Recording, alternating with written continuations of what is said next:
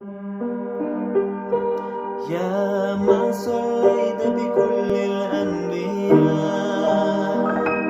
يا من في قلبك رحمة للناس، يا من ألفت قلوب بالإسلام، يا حبيبي يا شفيعي يا رسول الله، بأمي وأبي فديتك سيدي، صلاة وسلام عليك يا نبي حبيبي يا